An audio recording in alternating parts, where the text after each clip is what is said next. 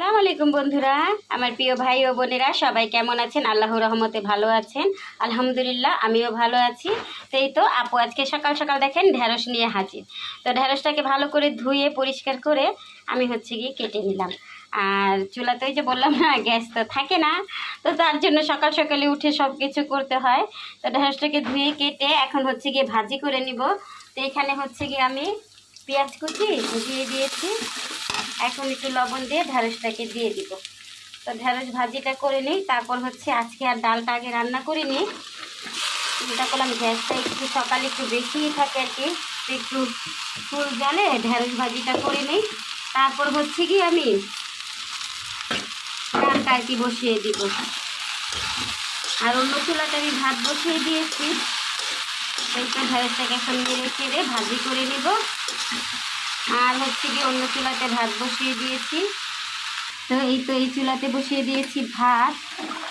ভাতটা আমার এখনো হয়নি, আর একটু হবে। তারপর গিয়ে আমি মাঠটা ঝরিয়ে নিব। ভাতের শেষ, ভাত মাছ ঝরতে দিয়ে দিয়েছি। আর এখানে ঢেঁড়স ভাজি করা শেষ। তো আর একটু ভাজা ভাজা করে নামিয়ে নিব। আর এখানে গিয়ে এই তো ডাল বসিয়ে দিলাম। তো লবণ আর গিয়ে কাঁচামরিচ দিয়ে ডালটাকে আগে বলক আনাই, তারপরে গিয়ে হলুদের গুঁড়া দিয়ে দিই। আমি ডাল বলক আসার পর তারপর হলুদের গুঁড়া দিই। জানি না কে কীভাবে রান্না করে আমার প্রিয় বোনেরা, কারণ এক একজনের রান্নার ধরন এক এক রকম। আর আজকে দেখেন মে দিবসের বন্ধ, কিন্তু গিয়ে আমাদের গৃহিণীদের আর বন্ধ নেই। কারণ গিয়ে আমরা যারা ওই ফেসবুক প্ল্যাটফর্মে কাজ করি তাদেরও কোনো বন্ধ নেই। দেখেন আজকে মে দিবসের বন্ধ, সবাই গিয়ে বন্ধের দিন একটু বেশি করে ঘুমায়। আমার সেই সকাল সকাল উঠেই কাজকর্ম স্টার্ট করে দিতে হইলো, কারণ গ্যাস থাকবে না। তো তার জন্য সকাল সকাল উঠে যা রান্না করি আর কি, তা রান্না করতেছি। তো এই তো যেটা বলতেছিলাম আর কি, মে দিবসের বন্ধ, সব মেয়েরাই বন্ধ পেয়েছে। আমার প্রিয় বোনেরা যারা চাকরি করে তারা তো অবশ্যই বন্ধ পেয়েছে। কিন্তু দেখেন আমরা সেই ভিডিও করতেই চলে এসেছি, আর সেই রান্না করতেই চলে এসেছি। আচ্ছা, তো ডালটা হোক, আর গিয়ে ঢেঁড়স ভাজি তোমার রান্না করা শেষ।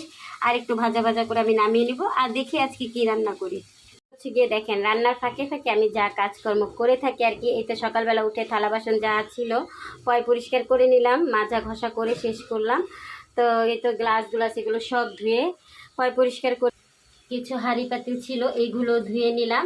তো এখন দেখি কি রান্না করি। ফ্রিজে চলে যাই, যে দেখি ফ্রিজে কি আছে, তো সেটাই আজকে রান্না করে নিব। তো ফ্রিজে যে দেখেছিলাম কি আছে, শিং মাছ ছিল। তো এই তো শিং মাছটা রান্না করে নিলাম। শিং মাছ তো সবজি তো খাওয়া হয় না, পোলাপানদেরকে সবজি খাওয়াতে হবে মেয়েদেরকে।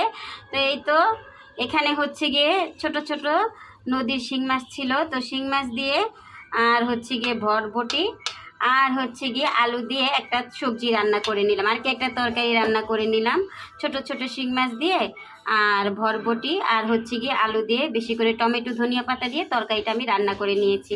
তো শিং মাছ তো ফ্রিজে রাখি, ঘষে রেখে দেই। আর গিয়ে ধুয়ে পরিষ্কার করে ঘষে তারপরে রাখি, কারণ শিং মাছ একবারে নিয়ে আসি, এনে একেবারে ঘষে পরিষ্কার করে রেখে দেই। আর ওখানে ডালটা আমার বাগার করা শেষ। কোথাও ভালোবাসা রইল। আর এই তো কি বলবো, আর ওই যে বললাম না সবার বন্ধ আছে, আমাদের গৃহিণীদের কোনো বন্ধ নেই। এই তো এই তরকারিটা রান্না শেষ।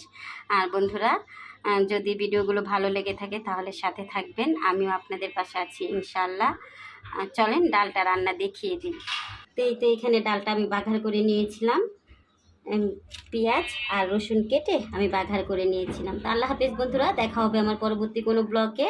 তো এই পর্যন্ত সবাই ভালো থাকেন, সবাইকে আসসালামু আলাইকুম।